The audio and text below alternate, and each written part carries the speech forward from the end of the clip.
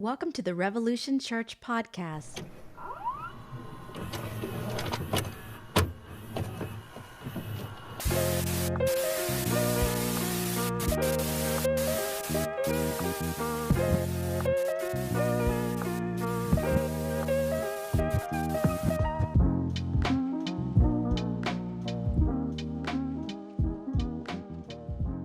Thank you, thank you, thank you, thank you.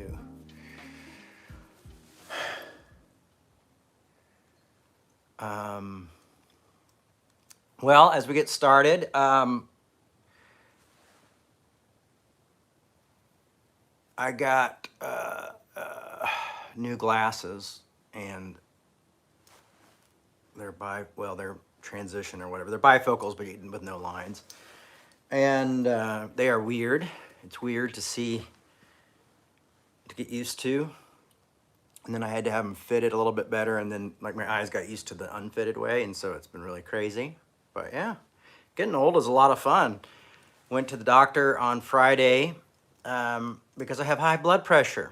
So hey, aging punk rocker. Cool.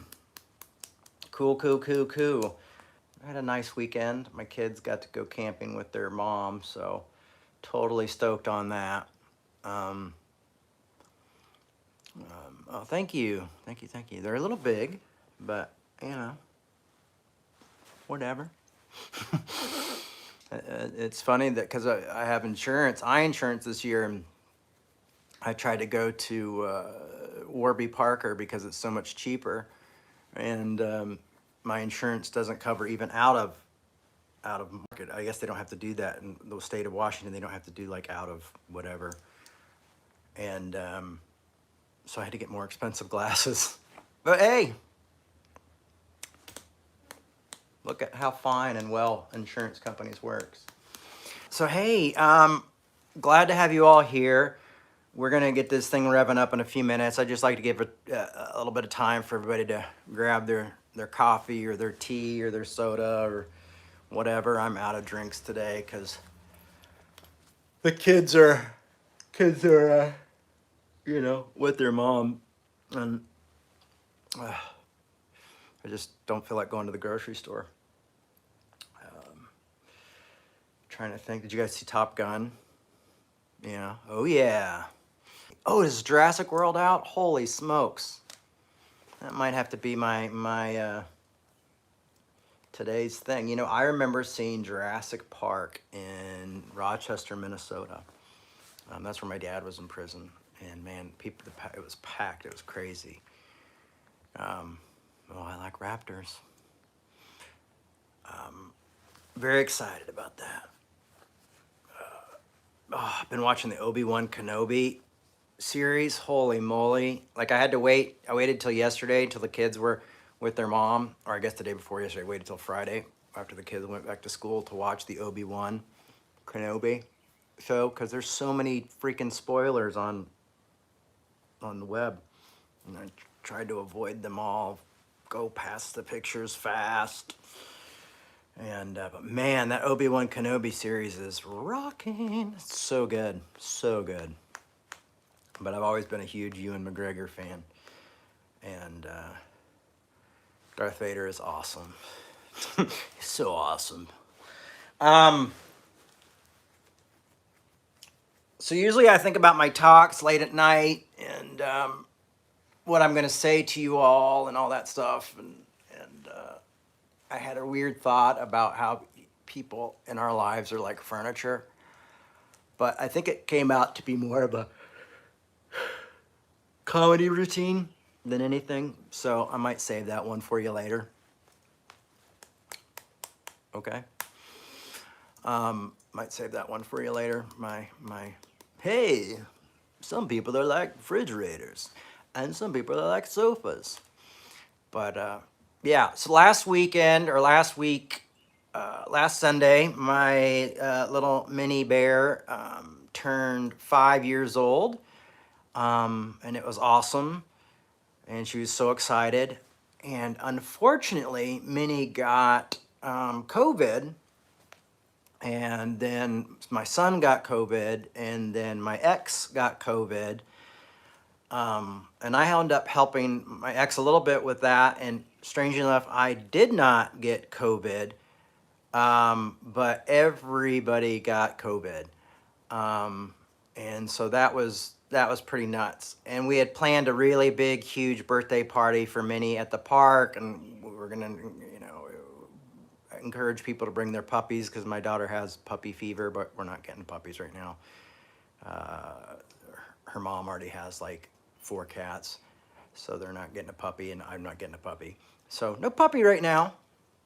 But we had to cancel the party, but we still had kind of a puppy theme party, and it was really, really cute. And it was just the family. It was just me and Karen and the kiddos at their mom's house, and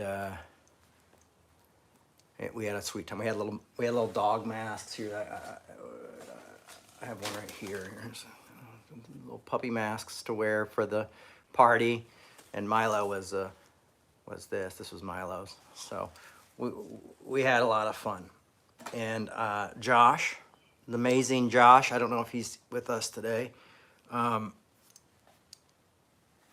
did an amazing job as always.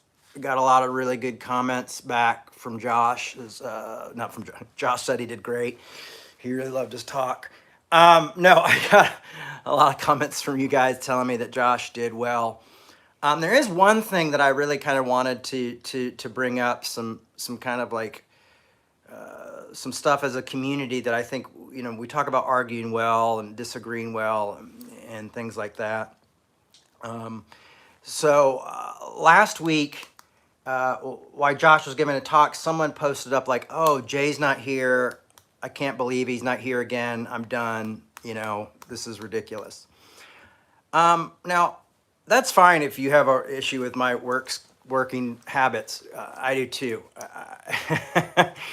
But I have a group of leaders trying to help me get better at my own working habits. But what I wanted to say is that when we have like a co-speaker filling in or a guest speaker filling in, and that's really not the time, I think, to complain, because I think that's really rude. I think it's disrespectful to the speaker that we're having. And it's really uncalled for. This is not the Jay Baker show. I don't call it that. I don't treat it that way. Some people sent me DMs, with a little like, "Hey, we missed you on Sunday," that old vibe. And I was like, "Yeah, sorry, I was spending time with my kids. It was my daughter's birthday. And if you spend any time at Revolution, you'll always know that my kids are more important than this community. Sorry, everybody. It's true." But I just want to make that clear. Like, my kids are important to me. But and if you have an issue with that, you can DM me, you can direct message me, any of my Twitter or Facebook. Well, Facebook, I have a really hard time with my direct messages, but Instagram. But doing it when someone else is speaking can really be uncomfortable. Can be really, really uncomfortable for people and be really, really hurtful, and throw people's talks off. And Josh didn't care. He didn't mind. It didn't bother him. But it bothered me. It bothered me as someone who's going like, "Hey, this would be a place where, we can have people who come in and speak." I mean, we could have just not done anything, But the fact is, Josh filled in, worked really hard on a talk, and then someone, treats him like a second class speaker, or, "Oh, where's Jay?" And it's just like, honestly, if you're looking for a community where people are constantly, where you have a pastor who works and is going to change your kids' birthday parties and do different things like that, there are so many churches out there where you can have pastors with really strong work ethics that don't do that. But this is not the place. And that's why we call ourselves Revolution Community, because we're trying to change the way things are done. So that's just my 2 cents. And I mean that with love and respect, but I guess what I'm just trying to say is, like, if you've got that kind of thing in your head, think about it. Think about how it's going to affect the person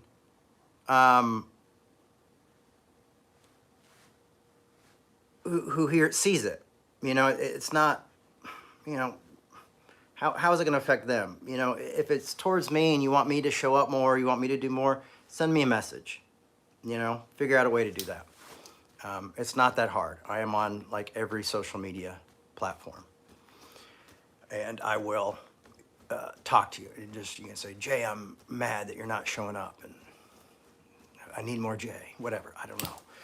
All right, guys. That was my one pet peeve. Just because I feel like we've got to, really honor our guests here at this community, and you never know. You might be that person next, and so that was funny as when I first started in the ministry and doing this stuff, and you'd show up to churches, and if you spoke somewhere where the pastor was really big, you're like, don't announce that I'm going to be there, because if they know you're not talking, like nobody will show up, and nobody knows who I am. So why don't you just let me show up? So here we go. Let's get into today's talk. Boo, boo, boo. I'm excited to be here on. These comments pop up so fast here. I've really got to figure out a better way to see the comments that I can't even read them. So I'm sorry that I can't comment to them, because I just see half a comment and I might be missing like the best part. But we talked about that. I have a leadership meeting. I have a group of folks who I'm talking with, who kind of are being a board for Revolution right now. And yeah, I'll try to read after. But so we're working through a lot of really cool stuff. And I'm going to be adding probably another talk for the week. And it'll probably be Tuesdays is what I'm looking at. And it's going to be kind of a different format. And it'll just kind of be my musings, or whoever decides to fill in if I'm not there musing. But we're going to add some extra stuff. So shall we begin? This is the one time in the years where I felt like, man, I should probably just open this up with a prayer, because this is going to be an honest one. But you can pray for me. So as someone who is a speaker and a communicator and pretty much a pastor most of their life, I don't like using that term right now because I'm online, and I don't know, I think there's unrealistic expectations around people who are pastors by the people who call themselves pastors and by those who follow them. And I think it's just a word that needs to be changed or looked at differently, as like, oh, plumber, pastor, maybe. You want both to be really good at their jobs, so you're not, your floor is not, you're not stepping in shit. I get it, but you also don't make them into gods. But for me personally, in my own work, I've always felt like what separated me from a lot of different people in my vocation is my ability to show grace, my ability to not scapegoat others.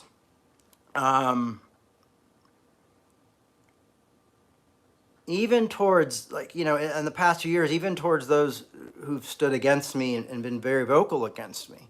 I've always felt in some ways that my superpower was forgiving others and helping people forgive others. Like, that was like, that's my speciality.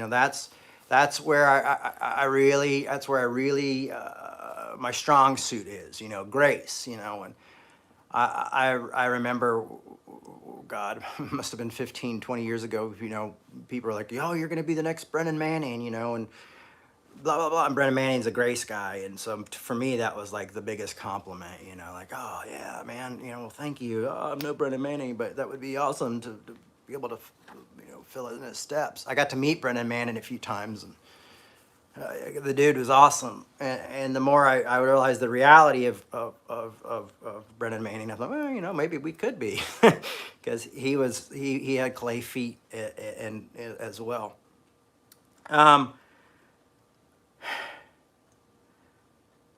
And I was recently in a session with my analyst and talking about my family.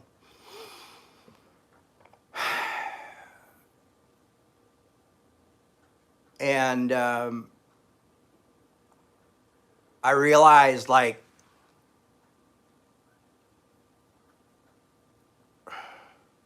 I realized that I'm just, it's not a special power, and that it's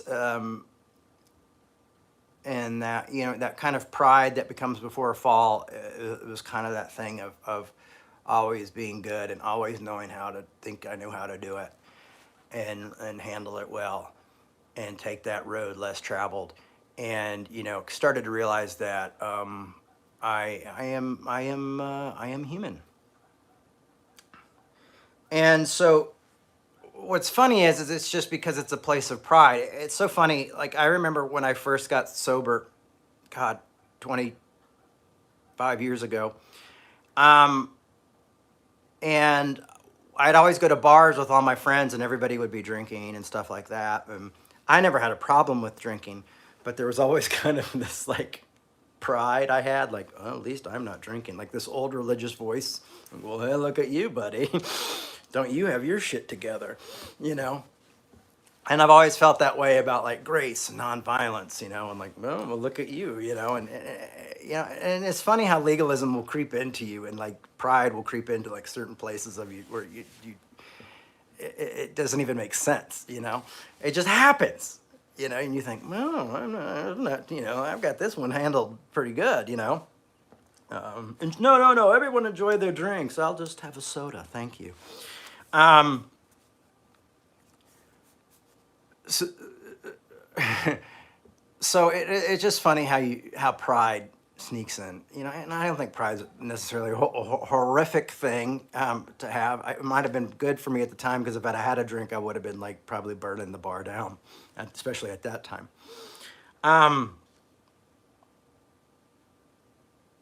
So as I was seeing all my therapists over the years, and seeing my analysts, and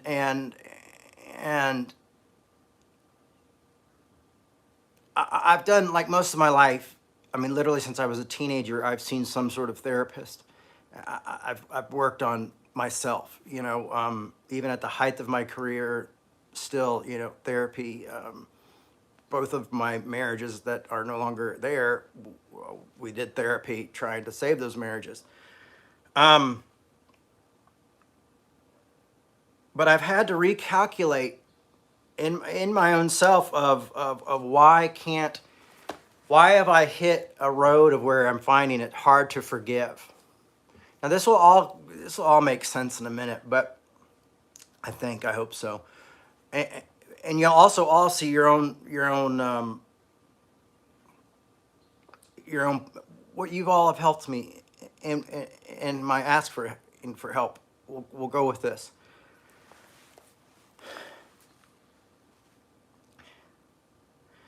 One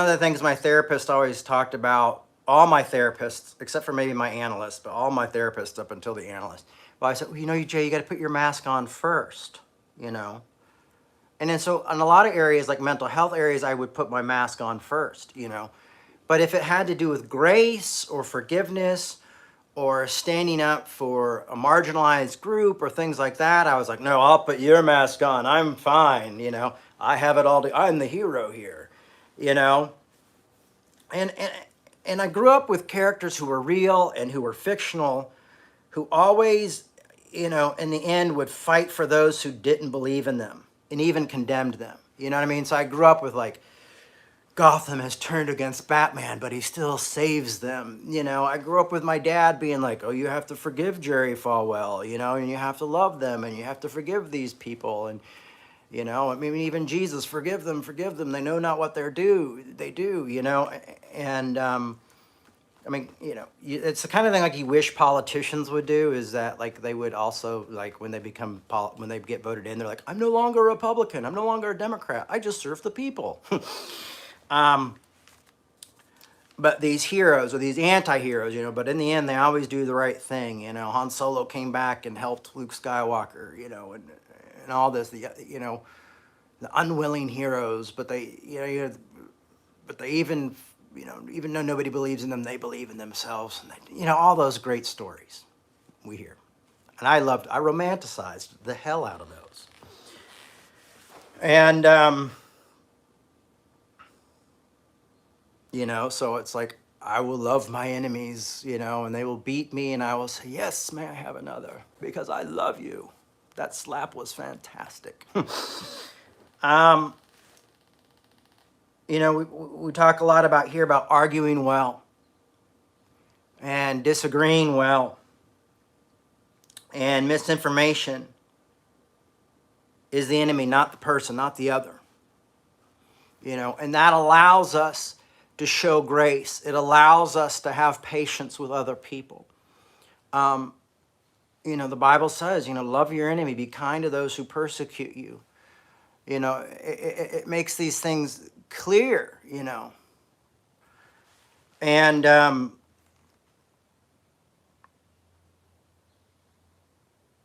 but one of the other things I've found out through seeing an analyst is, and it's funny because my analyst has asked me this a few times lately.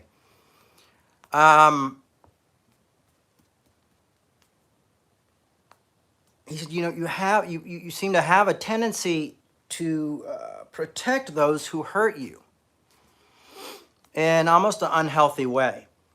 You have a tendency to protect those who hurt you. And what is that all about? And the reason that it's been mentioned by my analyst to me a few times is because I keep going back to it. I defend those who hurt me. And I make excuses often for those who disapprove of me. And I think it has a lot to do with growing up on television, growing up with my family that I had. There was a lot of people who I was confused with. They would condemn me, but they were also supposed to love me, and they would say I needed to do this and that, and so I kind of saw that as love. Now, the reason I'm sharing all this with you is because I think a lot of you have had these questions about my work in the past of like, well, Jay, how can you say that? Well, what about people who've hurt you? I mean, that's the whole thing with me and Zoe, how love from afar really became something that we talk about here as well, is because those questions came up, especially when we do Galatians, there's neither male nor female, Jew nor Gentile, and I'm saying you got to love your enemies and do this, and that's Jesus, but what about that person? And what about my youth pastor who didn't give me an extra slice of pizza? No, I'm just kidding. It's usually worse than that. But you know what I'm saying? Like, so we realize like, okay, this maybe needs to be thought about and rethought about, and and so loving from afar seems like a good idea, and we're going to get into that actually in a few more minutes as well. But I realize in my own life is I have a tendency to protect those who hurt me, or and it probably hurt a lot of my marriages personally, and I think a lot of us as humans deal with that. Obviously that's something that's probably happens a lot with physically abusive relationships, where you're trying to defend the abuser. That does happen. But for me, it became almost like a morality thing, like an legalistic thing for me, is that, and I told my analyst, I'm being really personal with you guys today, so I'd appreciate, I'd appreciate you not using any of this against me. Sometimes you guys send me critiques, and sometimes they're nose on, but some of people say I complain or something like that, and you know what? It affects how I speak, and I like the way I speak, so there you go. So I take the biblical message of love very, very seriously. I take the Bible very, very seriously. And loving your enemies very seriously. I take the message of grace as seriously as I think one can. I believe it's what's going to change the world. I believe there's other things that would change the world if we really listened. I honestly do believe the government keeps two parties in this country because they know if we have two parties, we'll always fight with one another. We won't argue well, and we'll tear each other apart. And I believe that's the secret to a lot of people who, a lot of power, is that they keep us distracted. I put up a post, a little meme today, but it was, funny meme, but it was like, oh, the corporations, like, look at them fight with each other, as we they blame each other for the problems as we become millionaires, but it's like the great distraction. If we have them arguing with one another, we'll never solve anything. Or they'll never come after us because they're going to blame each other and then they'll defend us. And it's like sports teams. And, we've created politicians that are like our sports teams, or our religious denominations become like sport teams. And these people just sit in their churches so high up in their denominations, not worrying about it. And we're freaking tearing each other apart over,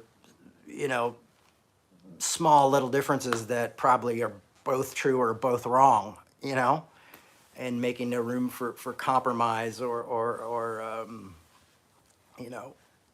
contradiction. So I take this message of love, especially the Corinthians 13 love that says, love never gives up, never loses faith, always hopeful, endures through every circumstance. I really take that seriously. I've taken loving my enemies really, really seriously. I believe it, and I speak about it here regularly. Even when I question God's existence, I still take these words very seriously. And I believe that it will make us a better people, that we will live better, that we will have better lives, that other people will have better lives if we live in this way. I truly believe that. But I have reached a breaking point, and I'm really angry and in great pain and feeling a bit confused and have lost hope in this past couple weeks in my own life.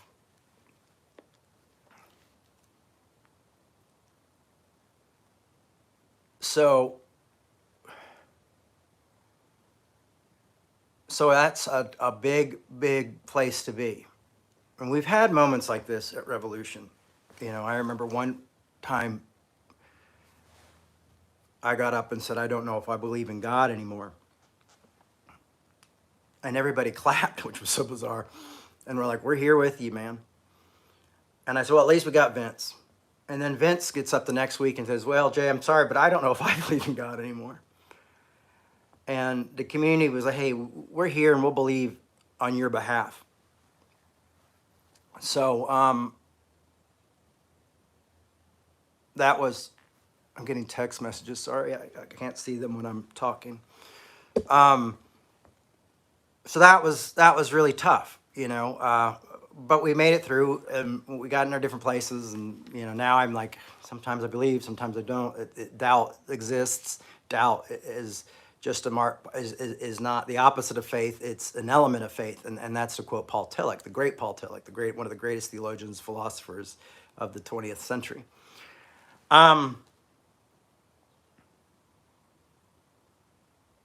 Most of my career has been trying to help folks, especially the LGBTQ folks, who have been rejected by their loved ones because of religion.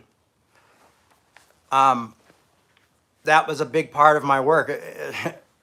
It's funny because it was such a big part of my work, but it also kind of devastated, like, what was the Revolution Church as far as having staff and things like that, and all that. So it was that was the end of that. We've never quite recovered from that, and maybe it might be mentally too, that I just haven't been able to get back in the game, because there's a lot of really popular, amazing, affirming churches out there that are doing great. But maybe it was just something that shook me a little bit too much, that I've got to deal with that. But that was my thing, was like defending the LGBTQ community. And I do remember a few times where I spoke at really progressive LGBTQ churches and I didn't use the right pronouns or things like that, and people got angry at me, and it was really hurtful, because I was like, I don't even know, I haven't even had the teachable moment. This is the teachable moment, and you're kind of doing it in a really dickish way, and it hurt. And but I grew from it and was able to talk to those people and argue well and say, hey, you got to communicate this better. And I've decided how to work through those worlds. But it was so often I was dealing with people who were being, rejected by their family because of religious beliefs. And some of my friends were rejected by their family because they were Satanists or they were this or that or atheists. And, my goal was not to change them. My goal was just to help them, love their family a little bit more. And they've got a chance to speak to their family and say, hey, this is not Christianity. This is not how Christianity is supposed to work. Oh, well, Corinthians, they kicked that guy out. And I'm like, yeah. And in 2 Corinthians, Paul says you were too crazy and you did too much. Pull that person back in and restore them, and love them and bring them back into the community. We always, and that's why biblical scholarship is important. When we just take the Bible at a lower value, go, whoa, I'll just use this part. But you're like, hey, well, there's a whole nother chapter of that book, and it actually confronts that one moment there that you're hanging, all your stuff on, and your kids are homeless and they're killing themselves and they're dying, because you're not bringing them back home, because you're not restoring them, you're not loving them, you're not just, love them. Anyhow, that was a big years of my career, working with Soul Force and things like that. I've moved on because there's a lot of great LGBTQ speakers and ministers out there, and they're all doing that work well, much better than I can. And so now my thing is like, how do we argue well? How do we not scapegoat each other? And funny thing is a lot of times I'm going to those folks who I worked with before saying like, hey, I think you might be scapegoating the right. And how do we love them as well? Let's not return the favor. Like I said, yeah, recently I've pleaded with my friends on the left not to give up on their conservative family members. Because if we do that, what different are we then than those I mentioned earlier? If we repeat and do the same thing, well, I don't think you should kick someone out because they're gay, but definitely if they voted for Trump, you should, distance yourself from them and not love them, and you should kick them out and not be in their family anymore. The problem is we live in a country where the reality is that guess what? Everybody has different politics, and it's hurtful and it can be painful, but this is the reality we find ourselves in. This is the boat that we are in now. And so what do we do with those scriptures that say love each other? Carry one another's burden. Be ready to have an answer, it says. Remember in part of that? Be ready to give an answer about this stuff, but do it out of gentleness and humbleness and kindness. Don't go online and blow someone to bits. So, I just saw someone say, I can't connect with my family member.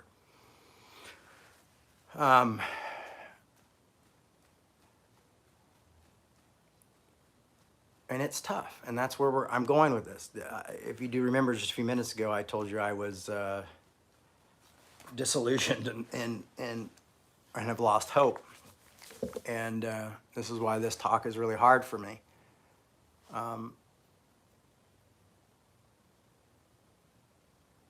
Because I try in everything I do to not give up. And when I see folks who do give up, I try to encourage you not to give up.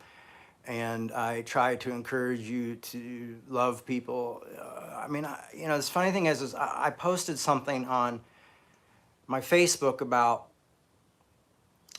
loving people, and saying, listen, I'm so sorry for you folks who've been kicked out of your house, who've been rejected by others because of religion, and that you haven't felt loved and you've been rejected that way. And I was just sharing sharing that with these folks on Facebook. And here's the thing, the two things I got were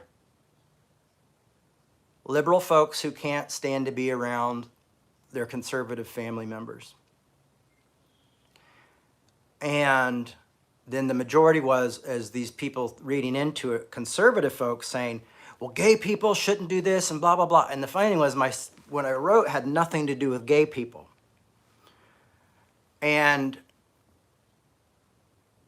so what I saw is people just, reading into my messages and, well, so they were still thinking I was talking about gay people.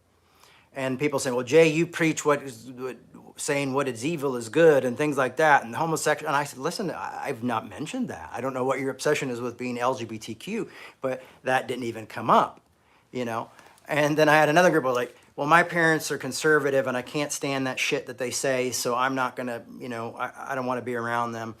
And so those were the two major things that I got. It was either I can't stand, all these gay people are really bad, Jay, and I never mentioned gay people, or it was, well, I don't want to be around conservative, toxic religion.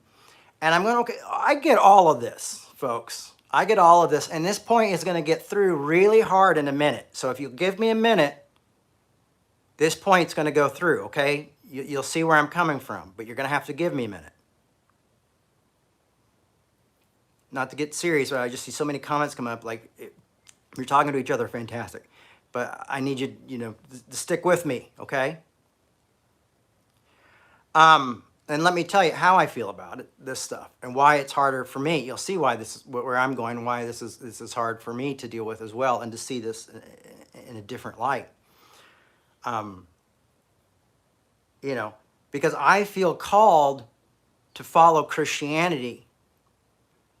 Christianity tells me to love my enemies and to pray for those who persecute me and be kind to those who do that to me. And I've always felt that my family are definitely in that part of people who I have to love and care about and be kind to, even when we disagree.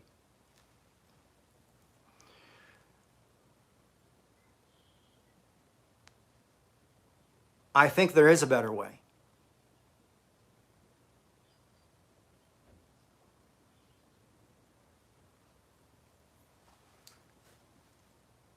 I think one of the reasons we love from afar is so that we can build up strength to be able to love closer one day. Because imagine if people like Dr. King and Gandhi, and Mother Teresa, different people like these great people that we would look up to, just decided that, well, these people are toxic to me, so I'm not going to love them where they're at. And I'm not going to try to have hard conversations with them, okay? So those are the folks that I'm always encouraged and thinking about. I promise you, though, this is not going in the direction you think it is. So if you're starting to feel guilty, just hold on a second.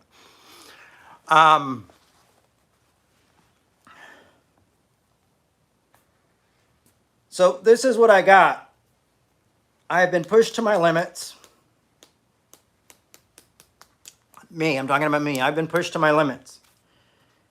I need your grace and your love and your support and your encouragement.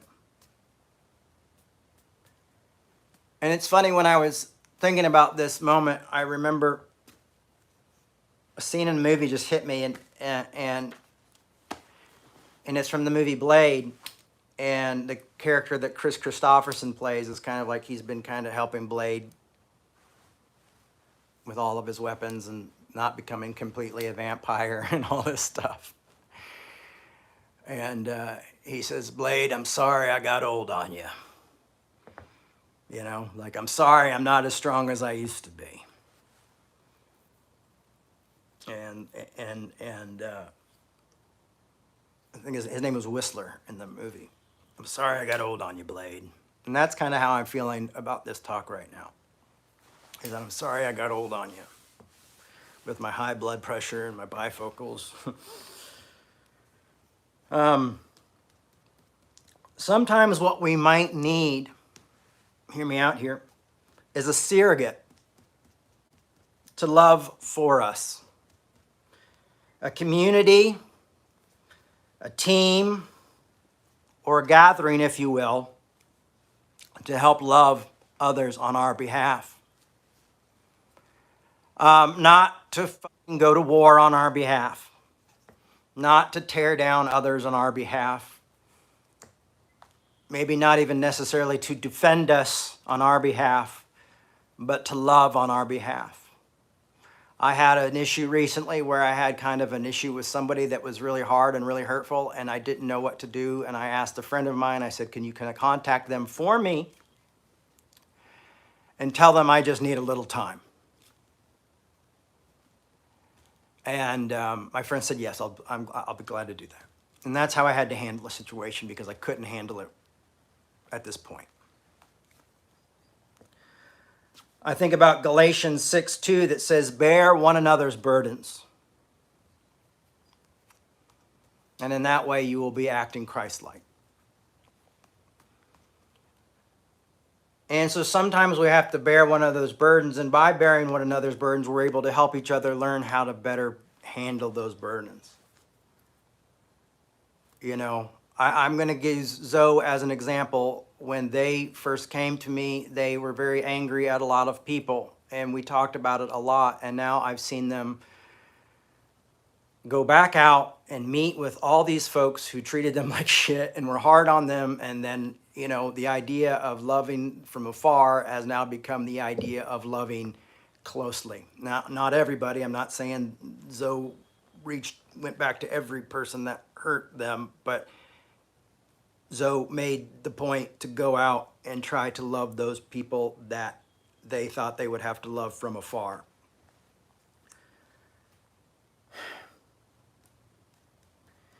And I think this community allows us sometimes to grow and strengthen in those areas. And that's my hope. My hope is that restoration happens through this community.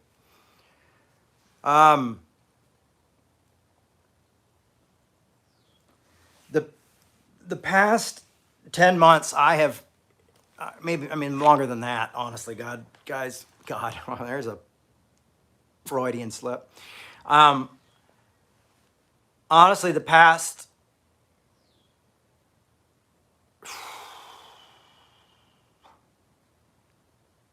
10, 12 years, I had in here 10 months, because 10 months ago, I had a bit of a happy period for about 2 or 3 months where I was feeling okay, which was nice. But, 4 years, give or take, a few months, or maybe. I've had a really 7 years, 10 years, 12 years. Sorry, I can't even do the math. I have felt like John McClane. Yes, John McClane from Die Hard. Specifically, John McClane from Die Hard 1 and Die Hard 2. You don't usually hear those in sermons, do you?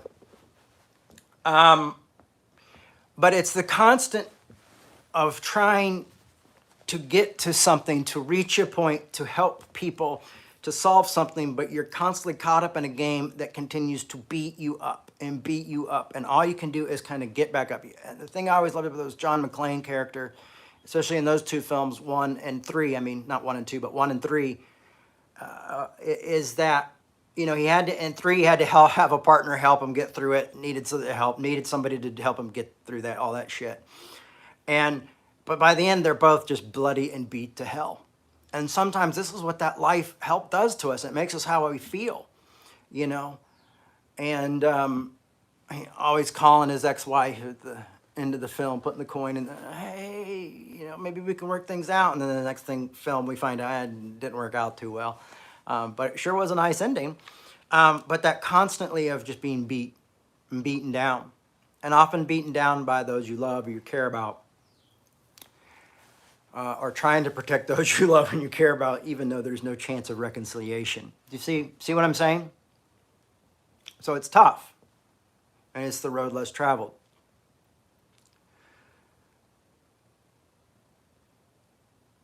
You can give up at any time. Anybody can give up on somebody else. That's the easy way to do. And so I want you guys to be here because I want to challenge you to do the hard stuff. I understand self-care, and I try to work on it. That's why I go to therapy. That's why I talk about therapy here constantly. And that's, some of you know, we talk, and I struggle with it. But I believe this message dearly. And when I hear some of you say, well, I don't talk to my family, it breaks my heart. It breaks my heart for you. It breaks my heart for them.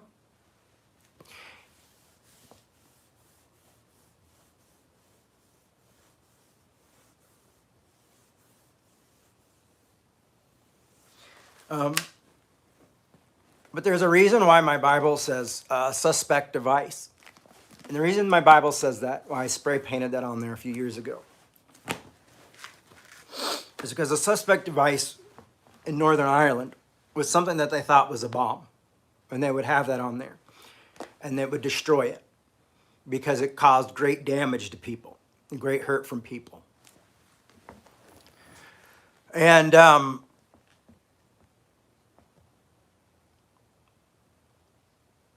when I realized that sometimes this Bible is used as such a weapon to hurt others and to kill others and destroy others' lives, it breaks my heart. And so this week, it happened to me.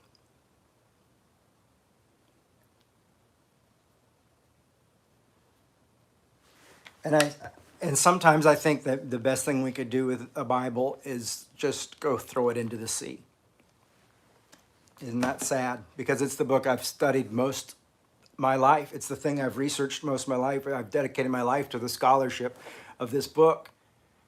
And usually the problem is the people who usually encourage me to do that, and I did it, look back and go like, oh, nope, you found out the wrong stuff. You weren't supposed to say that out loud.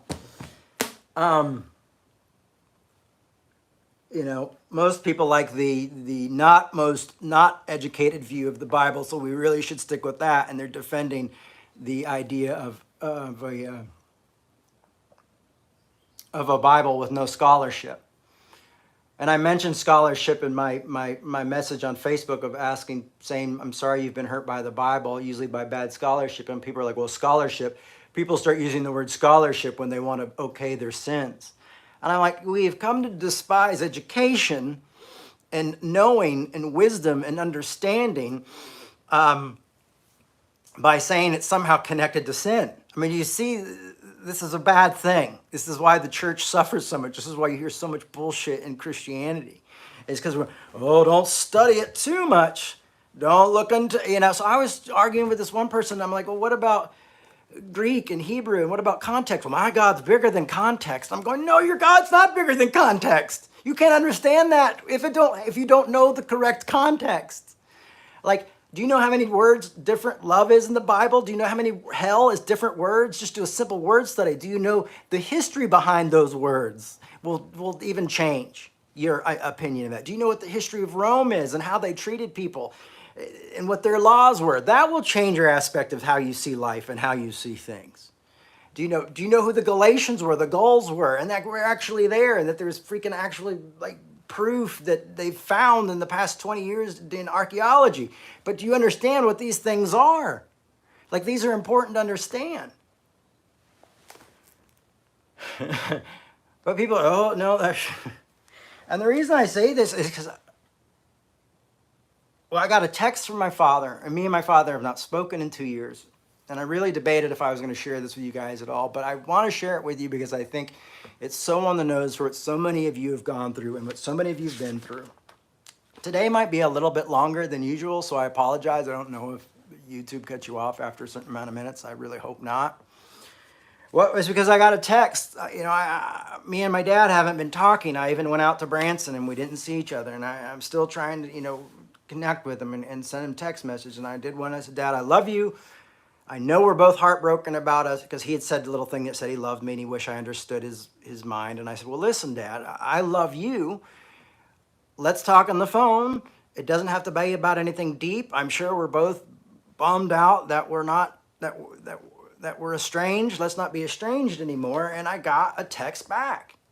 And basically the text back said, I love you very much, but my main prayer for you is that you will serve God and make it to heaven. And that you would hopefully not rewrite the Bible is basically what it is. Rewrite, And he goes, I'm praying that God will unveil his truth to you, because I don't want you to rewrite the Bible. And I hope I can see you in heaven one day. Now, anybody who grew up evangelical, now I didn't read the whole thing verbatim because it's my thing and not your thing. I've shared it with a few people personally, just to kind of help me through this. And you all have been really great. But, when you spent your whole life on biblical scholarship and theology, and you have a loved one say this to you, who's also a pastor, who also you could probably say the same thing right back to, it sucks. It hurts. And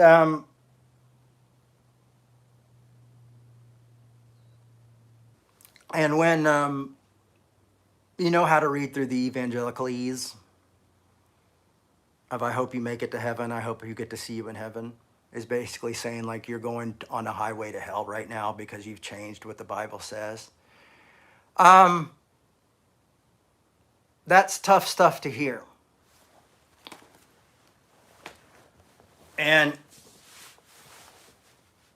it's tough because I know I understand philosophy and theology and scholarship a lot better than my own father does, to the point where if he would want, I would go on air live with him and we could have a scholarly debate about whatever topic he wants, biblically, that is. But it hurt because it wasn't like, yeah, let's just have a simple conversation. It was more about religion. And here I am spending most of my life trying to help unite families who have been split up over religion or politics or things like that, and thinking, well, you know, I'm never going to allow this to happen to me. But this was the straw that broke the camel's back for me. It really hurt. It really tore me up.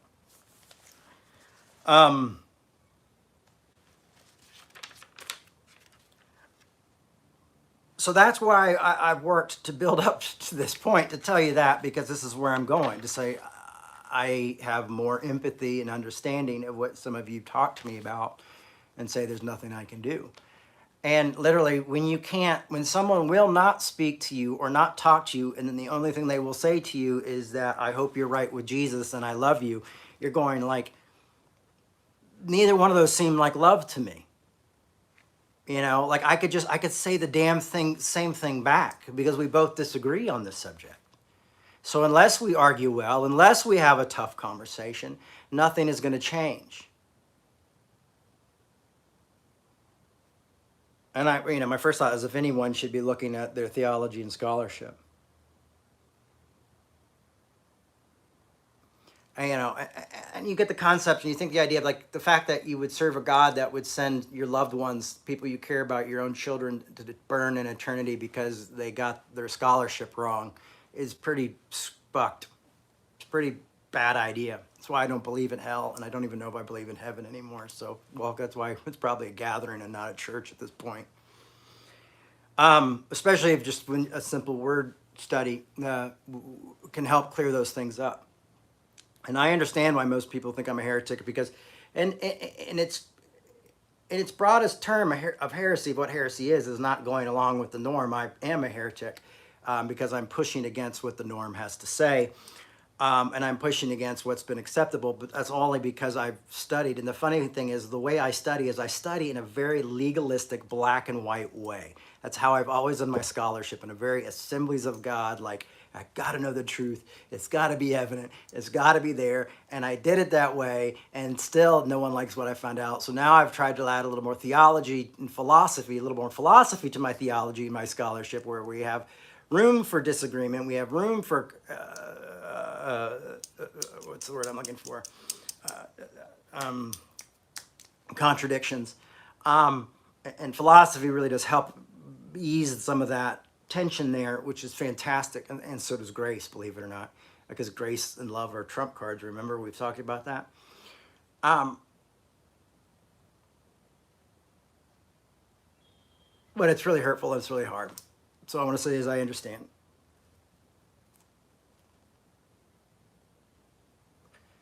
What's the big deal? He just wants you to go to heaven. Hey, and that's the one thing we have to look is, like, with some of our folks and some of our family, they're old, their minds aren't like what they used to be. They grew up in the old time religion, and maybe them saying us wanting to go to heaven is the best thing, the best way they can love us, because they've been victims of this misinformation so long that they just don't know what to do anymore, because they don't, maybe you can't teach an old dog new tricks. I don't believe that. But I also believe that there's times when there's cognitive disorders, mental disorders, and things like that often happen when we get old, and then it's harder to have these conversations. And what are we supposed to do then? Well, I guess we take care of the sick, and we let things go in one ear, out the other.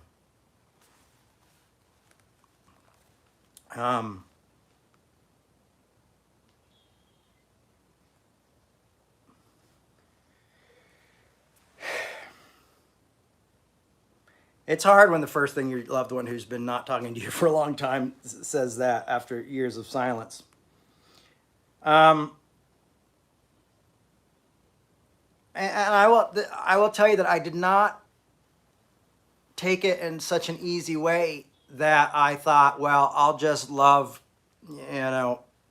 bless your heart. I tell you how I did respond. I responded with, I love you, Dad. Because I know in my heart that I love him, and that's all I had. But strangely enough, it makes me want to stop being involved with this particular faith and with this particular book. And growing up this way,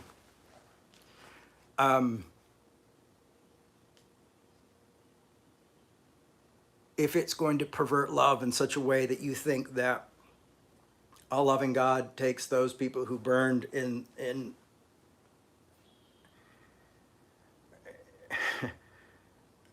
the people that Hitler put in the ovens, and then they just went from one oven to another oven that burns from eternity, and that God's just making bigger ovens for us all to burn in for eternity, and that God is just super Hitler.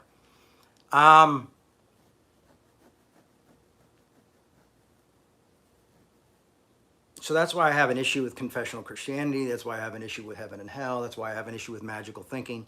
But for something haunts me and pulls me back into the Bible and the message of grace and love and compassion and caring about one another and caring about our enemies, makes us. And it's so beautiful that it's like, what, if there is something after this life, if there is life after death, then there's something beautiful there as well, from my understanding of my biblical understanding. But with hard scholarship, you have to realize, like, some things are just don't belong in the Bible. Some things are misinterpreted in the Bible. Some things are complete, outright forgeries in the Bible. And this is the thing, is that that people, they don't want to believe this. They don't want their studies to go to a certain thing. And often these places of learning are covered by denominations, and the denominations have too much to lose if they go in there and say, well, we have to discount these things, or we should probably pull these things out of our Bible, or we should probably get a Sharpie and black Sharpie and mark that out. And then there's some progressive people, well, we'll just live in the tension and we'll find the glory in those things. There's nobody really making decisions like those biblical decisions anymore. And so it's tough. So this is me being very transparent with you all today. Really, honestly, I wish I had my mom around so I could just get on the phone with her and I probably wouldn't have to talk about this. But is this a sermon? Is this a talk? This is not a sermon, but this is a talk.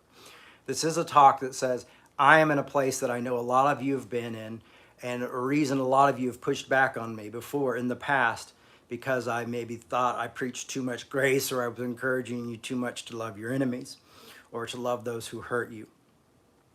And I am here to say is that I do not know how to go any farther except what I've written down in my notes. I'm going to have to look at my notes because I'm kind of lost for thoughts right now.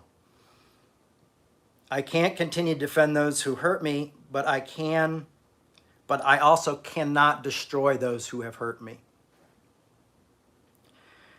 And so I am not called, and some people would say just by airing this to you publicly that I'm destroying. But, if you know my mom, if you've ever read any of my mom's books, if you ever saw my parents, both my mom and dad back in the PTL days, or you read my dad's book, I Was Wrong, you'll realize that they were both open books for a very long time. I don't know about my father now, but both of my parents were open books, and I come from a lineage of people who share their life, their hopes, their despairs and their dreams to better let you know you are loved and that you're not alone going through this. And that's what Revolution has tried to always do, and is carried on the backs of those two people who taught me to be transparent and not hide behind shit, because it's such a rare thing in the church.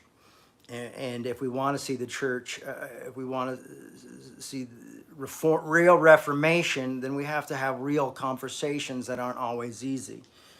So what do? I love, I hurt, I mourn, to quote Zoe, from afar. But also I keep the door unlocked for them to come back and try again if they will. That's where I've come at today. I will keep the door unlocked and will try for them if they will. My children have really no grandpa, and that destroys my heart so many levels. I can't tell you. That's probably the most hurtful part of this, is that they don't know their grandfather or see their grandfather. And yet he finds it in his case to tell me that I'm rewriting the Bible. Okay, this is just me being hurtful. Also, to let you guys know that this is the type of shit that happens. It happens. So also next time we have a guest speaker, maybe that we're having a guest speaker because Jay's just feeling like a piece of shit. But man, I'm going to do my best to fight through this kind of stuff and work on this and find healthy ways. But if I don't feel like I can bring something to you that is healthy, that has restoration in it, then I don't want to bring it, because I do believe in restoration. I do believe in both parties learning how to live better somehow. And I don't know how to do it. And that's why I said maybe we need surrogate people to love on our behalf. I don't need you guys to send an email or a text message to my dad telling him he's a real mother. You know, I need you to send text messages that say, you know, your son really loves you and is actually a hell of a biblical scholar. And also, we love you and we're going to love you too. And that's because we're a part of a congregation that we argue well, we disagree well, but we love each other even when we don't agree. And it doesn't matter if we're Republicans or Democrats. Matter of fact, your son has given up on both of those parties.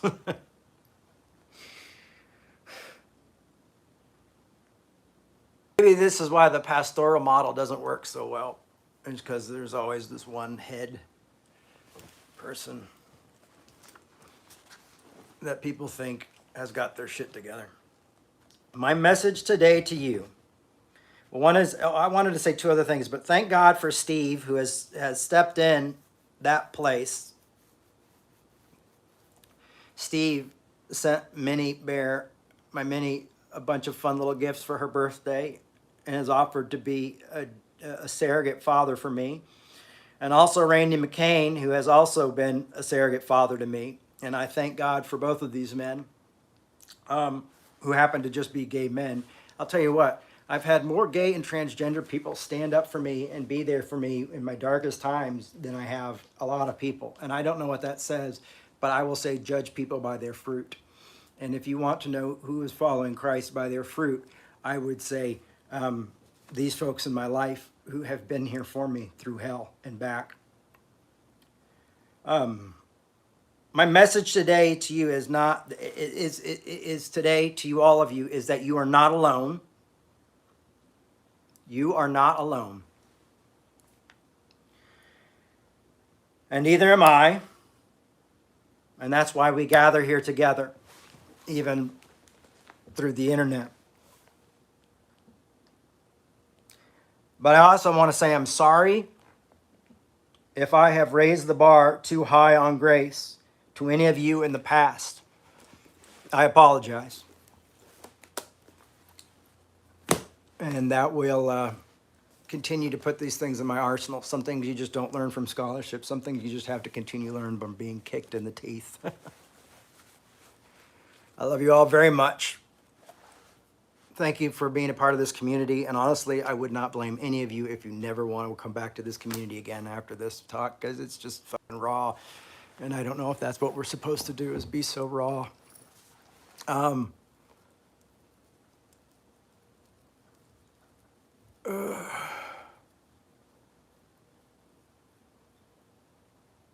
You know, yeah, it's a hard knock life, right? Yeah. Boo-hoo. Anyhow, Revolution needs your support. If you want to help support what we do, you can go to revolutionchurch.com. Funny thing is up until just a few months ago, even my father's ministry just sent a check to support this church. I never turned it down because I don't return. We're not in a place at a church where we can stand on a moral ground by turning away finances. And that money has also stopped. So, but good for him. I mean, I must have crossed a line somewhere. And you got to have boundaries, right? And you got to follow your convictions. So I definitely can't, you know, if you're gonna, I guess to each his own, eh? But we definitely could use your support. Revolutionchurch.com. You can support us there. You can share this with other people. And there you go. So that's Jay this week. It's been good because my kids aren't here, so I've been able to just really let go and share a lot with you guys. Now I'm going to go have post-sermon, my post-sermon blues. Maybe I'll go see, what was the movie we were talking about earlier that's out? Oh, the new Jurassic Park. Maybe I'll go do that. Guys, thanks for being a part of this community. We got a leadership group. We're going to work out these comments and stuff so we can do better, so we can have an afterglow. We might even just do afterglow in a different place and have really good conversations because we really want to do more of that. It's just been me doing this for a long time, and now I've got a group of folks that are really trying to help me, and that's what I need. I needed help because honestly, I just can't do all this on my own. Thank you so much. Love you guys. See you next week. Help me believe in impossible, unrealistic grace again, please, because I really feel better when I do. Bye.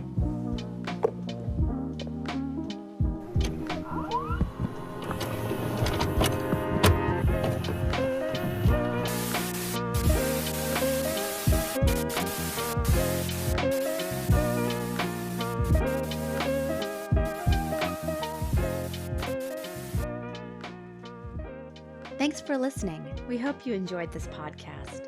To make your 100% tax-deductible donation today, please visit revolutionchurch.com/donate. You can also learn more by clicking the donate section on the website.